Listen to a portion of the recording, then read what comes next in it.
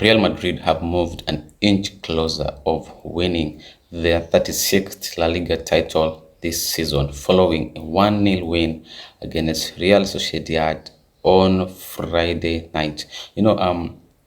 Many are wondering why Real Madrid played on Friday night, because they have a Champions League match on Tuesday against Bayern Munich, the Lions Arena. You remember when Real Madrid were facing Manchester City and Barcelona were facing PSG in the Champions League. They played earlier than their opponents. That this is, I think, it's a great strategy by La Liga to help their teams in terms of players resting and maybe to avoid the fatigue and get them ready. So Real Madrid played on Friday night and they won 1-0 thanks to Arda Guler's first half strike, which was enough for them to earn them 3 points, a clean sheet, 1 goal, and they are now 90% there in terms of winning their 36th La Liga title. And Carlo Ancelotti made changes to the team that won 3-2 against Barcelona in the El Clasico, and these changes were understood or rather took place because of the game they have against Bayern Munich. So there was a need to rest the star players, being that winning there were 11 points ahead of Barcelona. So I think they were there to win the La Liga. So playing Real Sociedad away, it was a chance to give the reserve players, some minutes. And he did. Arda Guler started, and also Kepa Arrizabalaga started, and also Fran Garcia also had a nod of the game together with Brahim Diaz and Joselu. So these are the players that have been doing well when brought in the second half, and they were given the chance to start from the first minute against Real Sociedad, and I think they did a great job because Arda Guler scored. Fran Garcia did well in that in that defense, and also Kepa Arrizabalaga, who was signed on loan from Chelsea this summer to replace the injured Thibaut Courtois, but Andre Lunin has taken the place. Now Arrizabalaga found himself as a number 2 goalkeeper, and I think he did a good job against Real Sociedad, keeping a clean sheet, which is, I think, Real Madrid have had the best defense in La Liga this season, and it was evident yesterday night, as they kept a clean sheet and denied Real Sociedad a goal, and it was a brilliant game for the reserve players. So 9 changes were made to the team that won 3-2 against Barcelona in the El Clasico. As I've said earlier, Andre Lunin was replaced by Kepa Arrizabalaga in goal, and also the defensive partnership against Barcelona, I think, was Camavinga and Rudiger, Tchouaméni, and Vasquez. And against Sociedad, we saw that Fran Garcia started as a left back, and in defense it was Nacho Fernandez, who I think might be leaving Real Madrid at the end of the season, and he was being partnered by Eder Militao, who I think started his first game since his return from injury.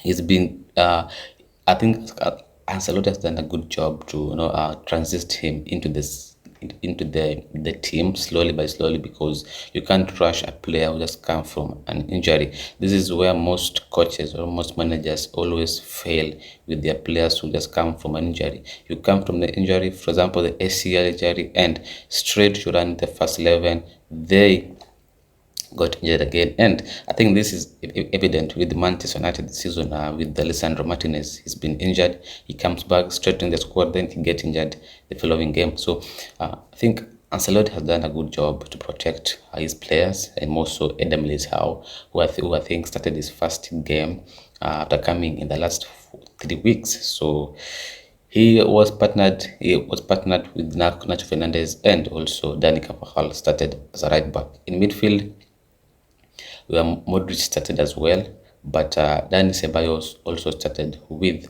also Arda Guler started, and Tchouaméni, I think, was the only player. Tchouaméni started as a defender, in against Barcelona, and Modric started as a midfielder against Barcelona, and they were the only two players who were present against Sociedad. Arda Guler replaced Jude Bellingham, Oselu replaced Rodrigo, and Brahim Diaz replaced Vinicius Junior. So when I looked at the lineup, I thought it was going to be the normal 4-3-1-2, which we always see Bellingham as the attacking midfielder, and two attacking players, Vinicius and Rodrigo. And so I think somehow I was seeing Arda Guler move the left, and I thought maybe the formation is 4-3-3. The attack, Arda Guler, Oselu, and Brahim Diaz, and midfield it was Dani Ceballos, Modric, and Tchouaméni. So these are the kind of changes that you need to have if you have a strong squad depth. Remember, but Real Madrid have quality players, and this was evident against Sociedad. You are resting your star players, and you are playing one of the toughest teams in La Liga, Sociedad, and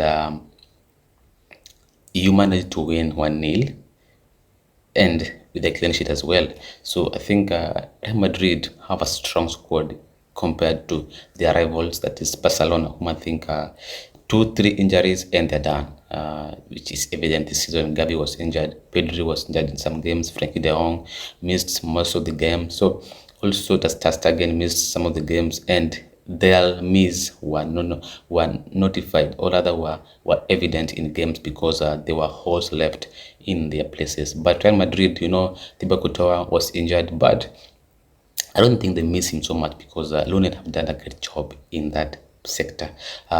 Militao, Alaba was injured for Real Madrid. They didn't sign a new defender. They trusted the players, with sometimes Tchouaméni playing as a centre back. And this is why it has been difficult for Barcelona to compete with them this season, because looking at the Barcelona squad, I think it's a one team. Like it consists of only the players that are counted or important with the club are, I think, maybe the first 11 only. They can't depend on the reserve to perform quite well because of the quality, not because they are bad players, but the quality and the quality of the players and the level at which Barcelona needs a player to be. So there's a difference between Barcelona's level and the players' level. So this is the problem with Barcelona. But if you look at Real Madrid, each and every player is ready and at the level of Real Madrid. Look at Arda Guler. He moved in from Fenerbahce, I think, and he was injured, unfortunately, but he came back from an injury. He's being transmitted or transitioned into the squad slowly by Carlo Ancelotti. Many are saying, why is Arda Guler not playing? Remember, Arda Guler is young. I think he's 18, and he just came up from an injury, a very bad injury, which he also had a setback, and he needs to be well taken care of. And I think Ancelotti is doing a good job to protect this player and give him a chance against Sociedad, and scored a goal, his second goal for Real Madrid, which I think seeing him is like seeing Mesut Ozil, and many are saying that he's Mesut Ozil regen, and I think he's great. He's doing a good job, and hats off to Carlo Ancelotti for trusting or for giving these players a chance and protecting them well in terms of playing time and because they're still young. So Barcelona are now 14 points behind Real Madrid, and Real Madrid, I think they need 2 games. They remain with 5 games, and if they win their next 2 games, I think that will be it.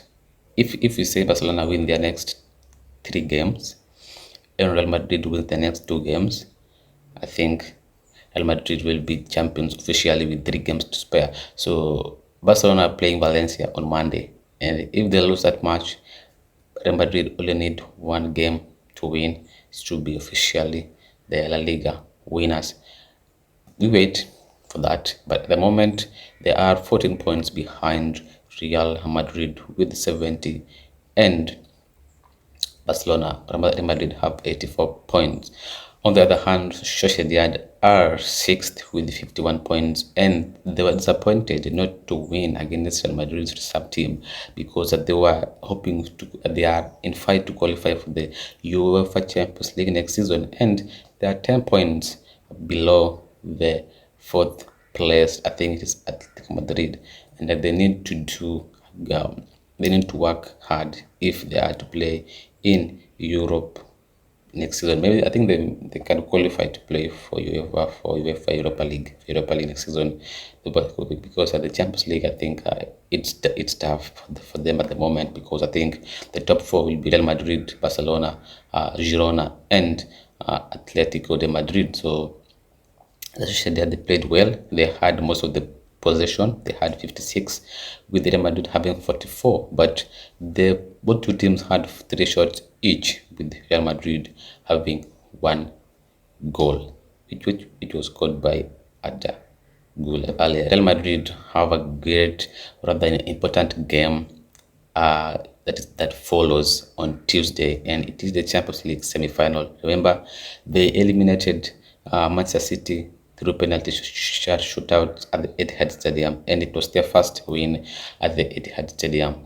And they are now facing Bayern Munich, whom I think they are having one of the worst seasons in 11 years, as they failed to win the Bundesliga, which was won by Bayer Leverkusen, the first one in their club history as well. So I think Bayern Munich had taken this Champions League with much seriousness, and it's going to be difficult for Real Madrid. But with the Real Madrid in the Champions League, anything is possible because I think they are one of the best teams, or rather, they are one of the best, if not the best, team in the Champions League. They won it 14 times, and I think Real Madrid and Champions League they bond so well, and even they're having one of the worst seasons. Real Madrid, the Champions League, they always perform quite well. So it's going to be an entertaining match. And will Real Madrid win 3 trophies? Remember, they have the Super Cup already. They are winning the La Liga, so they can win 3 trophies this season. Or will Bayern Munich win the first silverware and Hurricane's first trophy in his career? Or PSG maybe and Borussia Dortmund as well are looking to win this trophy as well.